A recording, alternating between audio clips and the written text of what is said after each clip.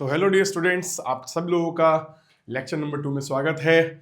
और life process के इस लेक्चर में मेनली मैं डिस्क्राइब करूंगा कि न्यूट्रिशन क्या है, उसके टाइप्स क्या होते हैं, और हमें अगर सही समय मिलता है तो हम लोग ऑटोट्रॉफिक न्यूट्रिशन यानी फोटोसिंथेसिस के बारे में भी बात कर लेंगे। चलिए शुरू करते हैं। तो क्या है न्यूट्रिशन, कल भी आप लोगों के साथ मैंने डिस्कस किया था ना। देखो भाई, एनर्जी जो है हम लोग एनिमल्स की बात अगर करें तो वो बाहर से ही प्राप्त करते हैं। तो the process of obtaining food और लेट्स से एनर्जी इज कॉल्ड न्यूट्रिशन। तो न्यूट्रिशन को अगर आपको डिफाइन करना हो तो क्या बोल सकते हैं? It is the process of obtaining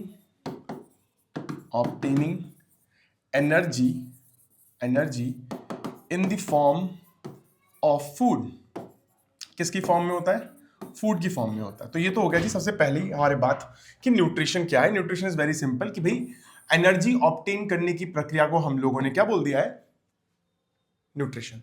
now see, nutrition based कि आप अपने आप को नरिश खुद कर पा रहे हो या आप अपने नरिशमेंट के लिए किसी दूसरे जीव पर डिपेंडेंट हो, तो that will be two cases. तो न्यूट्रिशन के टाइप्स अगर हम डिस्कस करेंगे तो ऑब्वियसली पहला आप सब लोग जानते हैं ऑटोट्रॉफ, सब लोगों ने सुना होगा अब तक तो, ठीक।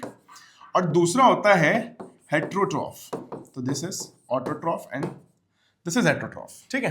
हेट्रो मैंने क्या लिख दिया? ये हेट्रोट्रॉफ लिखना है भाई। ये हाथ जो हैं थोड़े से डिटैच हो गए। खैर, अब इन शब्दों को पहले समझ लेते हैं फिर बात करते। देखिए, ऑटो मीन्स होता है स्वयं, खुद, ठीक है। ट्रॉफ शब्द आता ही है न्यूट्रिशन से।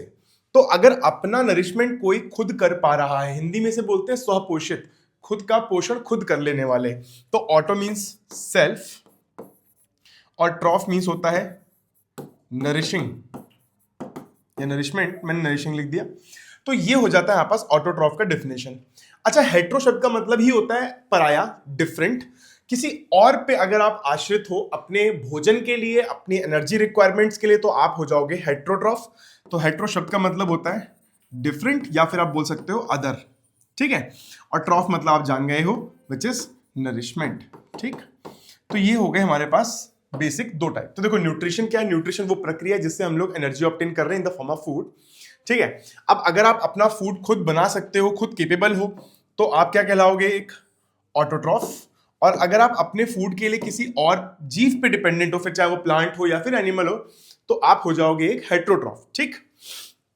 अभी चले आगे बात करते हैं नेक्स्ट। अब ऑटोट्रॉफ जो है, चलो एक काम करते हैं, इसी पेज पे कर लेते हैं, थोड़ा सा ना कन्वीनियंट हो जाएगा। आप लोग भी प्रयास करना कि यार इतना छोटा लिखो कि एक ही पेज पे सब चीज आ जाए। चलो इसको यहां रखते हैं। अब देखो, जो ऑटोट्रॉफ है ना, इसमें जो मुख्य चीज आती है वो ये आती है, इसको बोलते हैं हम लोग फोटोसिंथेसिस, ठीक है। Photosynthesis, photo means light, synthesis means production. तो अगर लाइट की एनर्जी का इस्तेमाल करके कोई जीव अपने अंदर नई तरह की केमिकल एनर्जी को निर्माण कर रहा है तो उसको फोटोसिंथेसिस बोलते हैं, ठीक है। अब देखो, ऑटोट्रॉफ्स के अंदर हमारे पास जो आते हैं, एक तो ऑब्वियस है हमारे पास प्लांट्स आते हैं, ठीक है। तो प्लांट्स के जितने भी हमारे पास टाइप हो जाएंगे तो ये कहलाते हैं फोटो ऑटोट्रॉफ्स, ठीक है। अच्छा, प्लांट्स के अतिरिक्त कुछ ऐसे बैक्टीरियाज भी होते हैं जो फोटोसिंथेसिस कर सकते हैं, तो मैं यहां पे बैक्टीरिया भी लिख देता हूं, बैक्टीरिया, ठीक है। अच्छा, बट ऑटोट्रॉफ के अंदर केवल फोटो ऑटोट्रॉफ्स नहीं होते हैं, एक और कैटेगरी भी एग्जिस्ट करती है, इसको बोलते हैं हम लोग कीमो ऑटोट्रॉफ्स या केवल कीमोट्रॉफ्स, ठीक है। अभी कीमोट्रॉफ्स क्या होता है? देखो, जितने भी हमारे पास इनऑर्गेनिक कंपाउंड है, इन सब में एनर्जी फिक्स होती है। तो अगर मैं इन इनऑर्गेनिक कंपाउंड्स को अगर ब्रेक डाउन कर दूं with the help of certain enzymes, then also I will be able to get some energy. उस एनर्जी को मैं एटीपी की फॉर्म में फिक्स कर सकता हूं। तो जिन जीवों ने इस तरह से अपने आप को पोषित किया है कि वो इनऑर्गेनिक मटेरियल से एनर्जी ड्राइव कर रहे हैं, तो उनके लिए हम लोग शब्द यूज करते हैं कीमोट्रॉफ्स, ठीक है। इसमें हमारे पास बैक्टीरियाज आते हैं। बैक्टीरियाज कौन से वाले? N2 फिक्सिंग आप बोल सकते हो, नाइट्रोजन फिक्सेशन वाले जो बैक्टीरिया होते हैं आमतौर पे, इसी तरह से हम लोग उनको पढ़ते हैं, ठीक है। Now this is for the autotroph. हम लोग फोटो ऑटोट्रॉफ्स और कीमो ऑटोट्रॉफ्स के बारे में बात कर चुके हैं। Now for the heterotroph, a very big heading. See, heterotroph जो है उसमें बहुत सारे टाइप होते हैं। सबसे पहला जो हेट्रोट्रॉफ के अंदर टाइप आता है उसको हम लोग बोलते हैं सेप्रोट्रॉफ, ठीक है। तो first is saprotroph, second is parasite, and third is, आप बोल सकते हो इसको हम लोग होलोजोइक न्यूट्रिशन बोलते हैं, होलोजोइक न्यूट्रिशन, ठीक है। तो ये तीन टाइप हम लोग डिस्कस करेंगे। बेयर इन माइंड, मैं अभी फूड लेवल्स या ट्रॉफिक लेवल्स डिस्कस नहीं कर रहा हूं, मैं अभी बस आपको हेटेरोट्रॉफ के टाइप समझा रहा हूं। देखो, सेप्रोट्रॉफ, सेप्रो शब्द का मतलब होता है डेड या डिकेइंग, डेड या फिर डिकेइंग।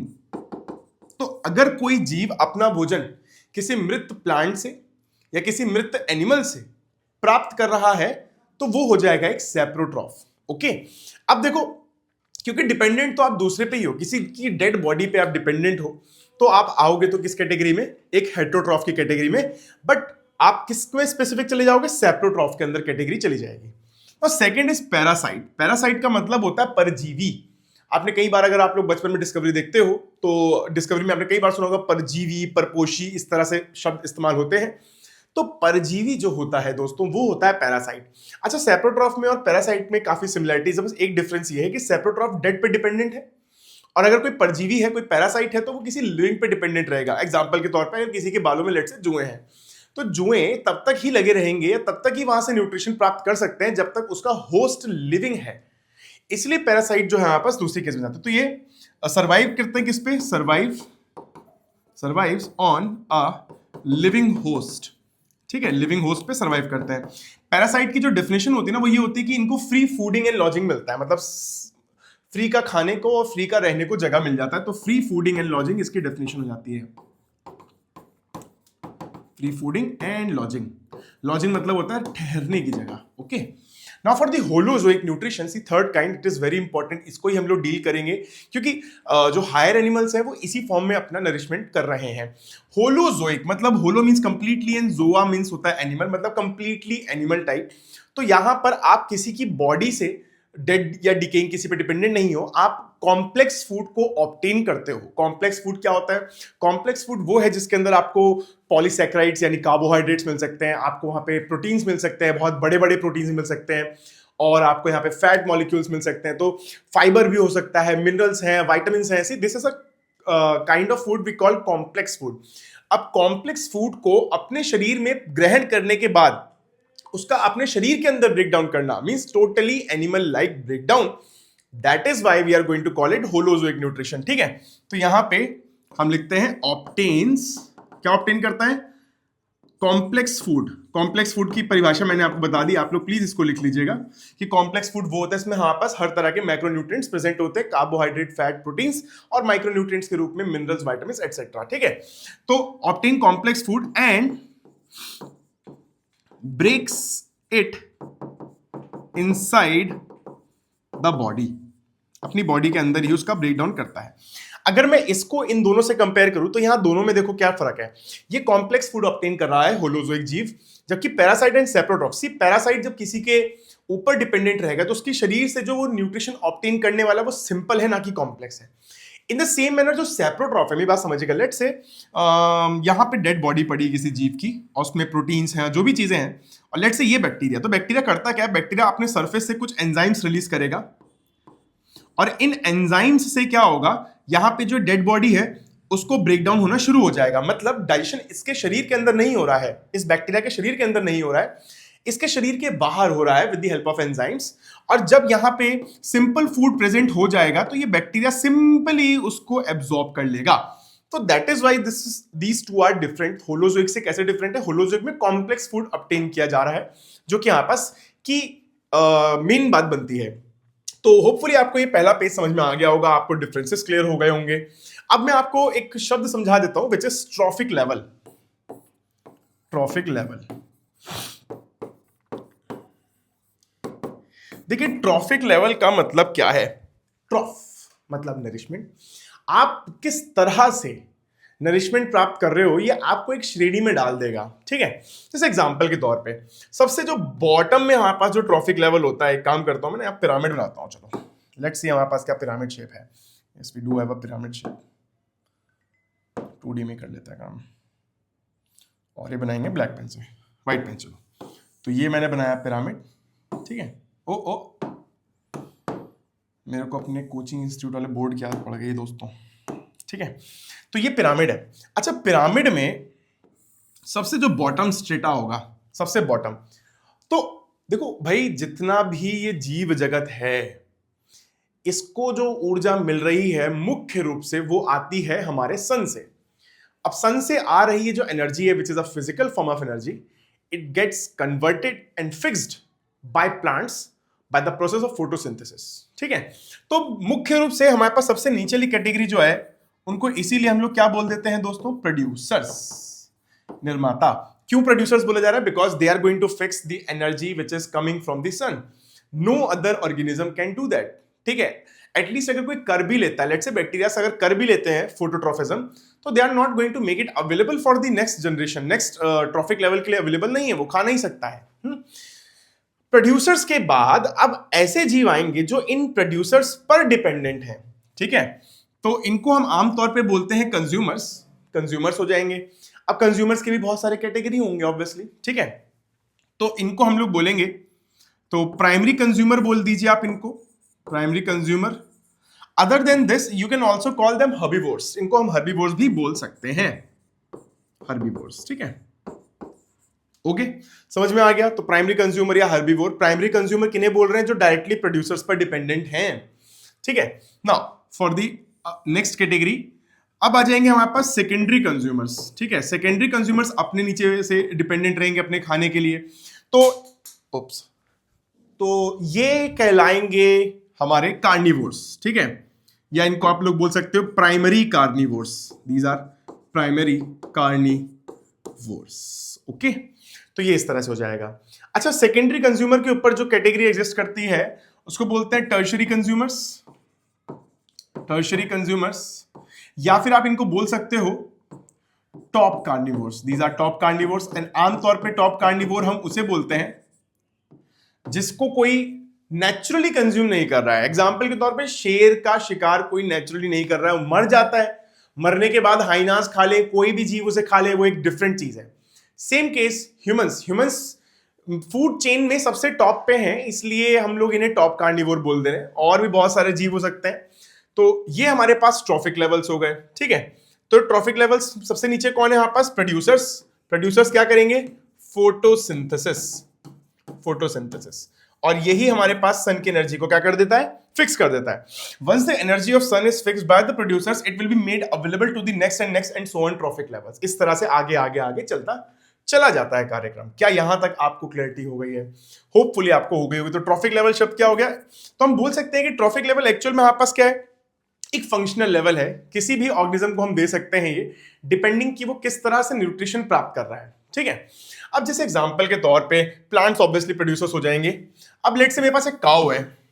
ठीक है, और काऊ जो है वो ग्रास कंज्यूम कर रही है। तो grass is being consumed by the cow. And इस काऊ का एक बछड़ा भी है, एक काफ भी है। और काफ जो है वो इस गाय पर डिपेंडेंट है फॉर मिल्क। अभी वो नहीं खा रहा है घास वगैरह। तो समझिए, इस केस में ग्रास एक प्रोड्यूसर है ऑब्वियसली, क्योंकि वो प्लांट है, फोटोसिंथेसिस करके उसने फिक्स करी होगी एनर्जी। काऊ यहां पे इस केस में बिकॉज वो ग्रास खा रही, तो वो एक प्राइमरी कंज्यूमर या हर्बीवोर बन जाएगी। बट जो हर्बीवोर्स पर डिपेंडेंट होते हैं दोस्तों, जो हर्बीवोर्स पर डिपेंडेंट होते हैं, उनको हम बोलते हैं सेकेंडरी कंज्यूमर्स या फिर प्राइमरी कार्निवोर। इस केस में ये काफ एक प्राइमरी कार्निवोर बन जाता है। सी, आपको कार्निवोर होने के लिए जरूरी नहीं है कि आप दूसरे का मांस जाके खा लो। कार्निवोर आप तब भी हो अगर आप एनिमल प्रोडक्ट्स पे डिपेंडेंट हो। तो बहुत सारे लोग आज के टाइम में एनिमल क्रुएल्टी को जब सप्रेस करना चाह रहे हैं, चाहते हैं कि लोग एनिमल क्रुएल्टी ना करें, तो वो वेगन बन जा रहे हैं। और वेगन बन जाने का मतलब ये है कि they are totally dependent on plants and producers and they are now somewhere here. ऐसे लोग हर्बीवोर्स बन जाते हैं। ठीक है, तो ये हो गया ट्रॉफिक लेवल। एक चीज और समझ लेते हैं, which is called food chain versus food web. Food chain versus food web. अब ये फूड चेन क्या होता है और फूड वेब क्या होता है? See, food chain represents a series जहां पे एक जानवर दूसरे को खा रहा है और फिर आगे उसी का ही जो है कोई और जानवर उसको खा जा रहा है। It is the series of eating and being eaten. Simple. तो खाओ और किसी और के द्वारा खा लिए जाओ, that is it. That is food chain. तो ये सबने भाई ये बचपन से पढ़ते आ रहे हैं कि लो जी ग्रास है, और ग्रास को दूसरा ग्रास हॉपर ही खा रहा है इतने सालों से, मैंने आज तक बदलाव नहीं देखा, ग्रास हॉपर ने ही पेल रखा है। अच्छा, ग्रास हॉपर को फ्रॉग खा जा रहा है, ये भी मैं देख रहा हूं, हमेशा फ्रॉग खा रहा है, ठीक है। और फ्रॉग को जो है वो कौन खा जा रहा है, स्नेक खा जा रहा है, और स्नेक को उठा के वल्चर ले जा रहा है या ईगल ले जा रहा है। तो भाई साहब ये खाना जो है इस तरह से ही मैं देख रहा हूं कि कम से कम मेरे को देखते देखते आज कुछ 20 साल हो गए, बचपन से देखता आ रहा हूं भाई। फूड चेन में ये सबसे की एग्जांपल दिया जाता है। तो ग्रास को किसने खाया, ग्रास हॉपर्स ने खा लिया। ग्रास हॉपर्स को कौन पेल दे रहा है, फ्रॉग खा ले रहा है। फ्रॉग्स खा लिए जा रहे हैं स्नेक के द्वारा, स्नेक खा दिया जा रहा है वल्चर के द्वारा। तो ये एक सीरीज है, ठीक है, आपको समझ में आया, this is food chain. But आपको ये भी समझ में आ रहा होगा कि भाई इसमें किसी भी पॉइंट पर चेंज आ सकता है। जरूरी नहीं है फ्रॉग को केवल स्नेक खाए, चाइनीज भी खा सकते हैं फ्रॉग्स को। लो जी चाइनीज व्यक्ति आ गया, तो ये आ गया, अगर चाइनीज आ गया तो चाइनीज भी फ्रॉग को खा लेगा, या कोई और लोग भी फ्रॉग्स को खा सकते हैं। स्नेक को जरूरी नहीं है वल्चर खाए, स्नेक को भी चाइनीज खा सकते हैं, ठीक है। मतलब मजाक कर रहा हूं, मैं बस ये कह रहा हूं कि भाई ये सीरीज ऐसे नहीं होती है, फिक्स्ड नहीं है। नेचर में बहुत सारे जीव एक दूसरे को कंज्यूम करने की काबिलियत रखते हैं, तो फूड वेब एग्जिस्ट करता है। फूड वेब का मतलब होता है series of interconnected food chains. तो सीरीज ऑफ इंटरकनेक्टेड, आपस में जुड़ी हुई फूड चेन्स को बोला जाता है, ठीक है जी। तो ये हो गई हमारी बातचीत complete, food chain versus food web मैंने आपको समझा दिया। तो ये हमारा लेक्चर अभी मैं देखूं कितने मिनट का हो गया है, तो लेक्चर हो गया 16 मिनट का, ठीक है। तो अभी तक होपफुली आपको सब समझ में आ रहा होगा। Now moving on to the autotrophism that is photosynthesis in plants. चलिए शुरू करते हैं, ठीक है। तो भैया फोटोसिंथेसिस जैसा मैं बताते आ रहा हूं, मेरे को ये शब्द बहुत पसंद है, इसलिए दोबारा बोल दे रहा हूं। इट इज प्रकाश संश्लेषण। Photo means light and synthesis means production. तो अब production which is done using the energy of light. See light जो है वो सन से आ रही है, सन से जब एनर्जी निकलती है, आपको अगर मालूम हो न्यूक्लियर फिजन रिएक्शन होती है, भाई एक नंबर चीज है, फिजिक्स में ये चीज पढ़ने को बड़ा मजा आता है। तो जब वहां फिजन होता है, हाइड्रोजन हाइड्रोजन का रिएक्शन होता है, तो हमारे पास बहुत सारी एनर्जी रिलीज होती है, और एनर्जी के रूप में हमारे पास कुछ वेवलेंथ्स निकलती हैं लाइट की, और उनको हम सबसे पहले गामा रेज बोलते हैं, फिर वो एक्स रेज बनती हैं, फिर इस तरह से होते होते वो क्या बन जाती हैं, अब आईआर बनता है, फिर बहुत सारे मतलब स्पेक्ट्रम है। मगर जो स्पेक्ट्रम धरती पे पहुंच रहा है उसको बोलते हैं विजिबल लाइट, ठीक है। तो फोटोसिंथेसिस जो प्रोसेस है ये कौन कर सकता है, ये कर सकते हैं वो जीव जिनके पास क्या है, क्लोरोफिल पिगमेंट है, और वो एनर्जी की मदद से क्या कर सकते हैं, कन्वर्जन कर सकते हैं। तो प्रोसेस को डिफाइन करते हैं, चलिए। इट इज अ प्रोसेस जहां पर wherein energy of light coming from sun will be fixed in a chemical form। Chemical energy बना देते हैं, केमिकल फॉर्म, चलो इसे ऊपर करो, chemical form by specialised pigments. आप समझ पा रहे हो मैं पिगमेंट्स में बात कर रहा हूं क्लोरोफिल के बारे में, ठीक है। मेनली हमारे पास जो पिगमेंट्स होते हैं वो क्लोरोफिल ही रहते हैं। स्टोर्ड इन क्लोरोप्लास्ट, ठीक है। ये तो हो गई एक बात कि फोटोसिंथेसिस क्या है, ये एक ऐसा प्रोसेस है जहां पे हमारे पास physical energy that is light जो कि सन से आ रही है, इसको फिक्स कर देंगे एक केमिकल एनर्जी की फॉर्म में, और किसके द्वारा करता है, स्पेशलाइज्ड पिगमेंट करते हैं। कहां पे स्टोर होता है हमारे पास ये स्पेशलाइज्ड पिगमेंट, क्लोरोप्लास्ट में। That is it, simplest. समझ गए दोस्त। तो ये तो हो गई फोटोसिंथेसिस सबसे सिंपल परिभाषा। आपके कुछ और भी वर्डिंग्स हो सकती हैं, प्लीज बी क्रिएटिव, आपको समझ में आ जाए आप लोग कुछ और लिखिए, बट आइडिया यही है, ठीक है। अब ये जो लाइट है ये कैसी होनी चाहिए, विजिबल स्पेक्ट्रम की लाइट, विजिबल स्पेक्ट्रम। और विजिबल स्पेक्ट्रम की लाइट में आपको अगर मालूम हो तो हम लोग किसको पढ़ते हैं, VIB GYOR, ठीक है। तो विबग्योर जो हमारे पास स्पेक्ट्रम है 400 से 700 नैनोमीटर का जो स्पेक्ट्रम होता है, 400 नैनोमीटर से अप्रॉक्स 700 नैनोमीटर तक का जो स्पेक्ट्रम होता है, it is very useful for photosynthesis and we call it visible spectrum of the light. तो यहीं पे फोटोसिंथेसिस हो रहा है मित्रों। तो ये बात आपको समझ में आ गई, बिल्कुल आ गई, ठीक है। नाउ अब फटाफट से हम बात कर लेते हैं उस जगह के बारे में, और प्रोबेबली मैं आपको आज यहीं पे पढ़ाने वाला हूं। बहुत लंबा लेक्चर होता है, आप लोग देखते नहीं हो वैसे भी, ठीक है। तो आज का लेक्चर यहीं पे हम लोग रोकेंगे। तो ये है मेरे पास, मैं बताने जा रहा हूं आपको क्लोरोप्लास्ट के बारे में। सी क्लोरोप्लास्ट ये आउटर मेम्ब्रेन होती है, 2 मेम्ब्रेन है हमारे पास क्लोरोप्लास्ट के बारे में। तो ये तो हो गया हमारे पास outer and inner membrane of the chloroplast. Chloroplast के अंदर यहां पूरे में फ्लूइड भरा होता है। चलिए फ्लूइड भरे।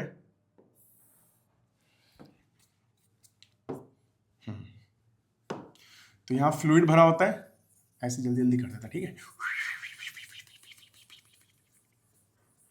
और ये फ्लूइड दोस्तों कहलाता है स्ट्रोमा। दिस इज स्ट्रोमा, ठीक है। आजा बेटा वापस। तो we call this fluid stroma. अब जैसा कि आपको अगर याद आ रहा हो तो 9th के लेक्चर में भी बताया था मैंने कि भाई हमारे पास क्लोरोप्लास्ट के पास खुद का डीएनए होता है। तो लो जी मैंने एक डीएनए बना दिया यहाँ पे, ठीक है। खुद के राइबोसोम्स भी होते हैं, तो लो जी मैंने राइबोसोम्स भी दिखा दिए हैं, मगर ये इतना रेलेवेंस नहीं रखते हैं फॉर दी फोटोसिंथेसिस। मेन बात जो है वो यहाँ आएगी। देखो स्ट्रोमा के अंदर आपको कुछ मेम्ब्रेनस स्ट्रक्चर्स दिखाई पड़ते हैं, और मेम्ब्रेनस स्ट्रक्चर्स कुछ ऐसे दिखाई पड़ेंगे। देखो जैसे मान लो ये सिक्के सिक्के से एक दूसरे के ऊपर रखे हुए हैं, ठीक है। और ये आपस में एक दूसरे से जुड़े भी होते हैं। तो ऐसे और भी होते हैं, ऐसे ऐसे करके, ठीक है। तो ये इनकी बात कर रहा हूं। अब देखो इस एक इंडिविजुअल यूनिट को कहा जाता है दोस्तों thylakoid. This is a thylakoid.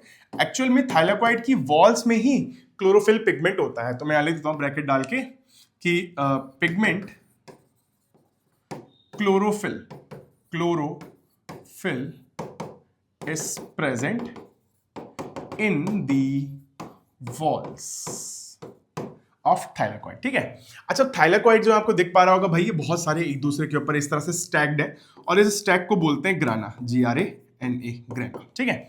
अच्छा ये बीच में आप देख रहे हो कि these thylakoids are also joined together by these structures, we call them frets. या तो आप इन्हें फ्रेट्स बोलो, या फिर इनको स्ट्रोमा लेमिलीज भी कहा जाता है। लेमिली चपटे स्ट्रक्चर को कहते हैं जो लंबाई में होता है, ठीक है, रॉड लाइक स्ट्रक्चर जो कि बहुत चपटे होते हैं। तो स्ट्रोमा लेमिली इनका नाम पड़ जाता है इसलिए। तो ये हो गया दोस्तों हमारे पास स्ट्रक्चर। अब एक्चुअल में क्या है ना, जो फोटोसिंथेसिस का प्रोसेस है, तो फोटोसिंथेसिस के प्रोसेस में हमारे पास 2 मुख्य चीजें होती हैं। एक होती है, तो अगर मैं यहां पे लिखूं कि ओ भैया अच्छी राइटिंग में लिख दो, फोटोसिंथेसिस। तो फोटोसिंथेसिस नाम के प्रोसेस में मेनली 2 रिएक्शंस होती हैं, ठीक है। एक होती है हमारे पास लाइट रिएक्शंस, जिसमें लाइट जो कि सनलाइट है, मेनली बात कर रहा हूं मैं, तो सनलाइट की जरूरत होती है यहाँ पे, ठीक है। और दूसरी होती है डार्क रिएक्शंस। और ये जो डार्क रिएक्शंस होती हैं इनमें हमें सनलाइट की जरूरत नहीं होती, रादर जो लाइट रिएक्शन के प्रोडक्ट्स होते हैं उनका इस्तेमाल किया जाता है यहां पर, ओके। तो फोटोसिंथेसिस के मुख्य यहाँ पास 2 ही फेजेस होते हैं, इनमें ही हमको पढ़ना होता है। तो लाइट रिएक्शंस कहां होती है? लाइट रिएक्शंस होती है हमारे पास मेम्ब्रेनस रीजन में। मेम्ब्रेनस रीजन में कौन आएगा? थाइलेकॉइड्स, ग्रेना या फिर ये स्ट्रोमा लेमिली, ठीक है। तो light reaction takes place in membranous region, zone ले देता हूं, ठीक है। वेयरएज डार्क रिएक्शन कहां होगी? अब बचा क्या? बचा है स्ट्रोमा। तो डार्क रिएक्शन यहां होती है, स्ट्रोमा, ठीक है। अब क्या है हमारे पास कि भाई लाइट रिएक्शन जब होती है तो लाइट रिएक्शन काम होता है high energy intermediates banana, formation of high energy intermediates. यहां पे वाटर का ब्रेकडाउन होगा और हाई एनर्जी इंटरमीडिएट्स बनते हैं, रिड्यूसिंग इक्विवेलेंट्स बनते हैं वहां पर, जैसे एटीपी बनेगा यहाँ पे, NADPH2 बनता है यहाँ पे। तो मैं तो लाइट आएगी, ठीक है, H2O का स्प्लिटिंग होगा, मैं आपको कल समझाऊंगा अगले लेक्चर में ये सब।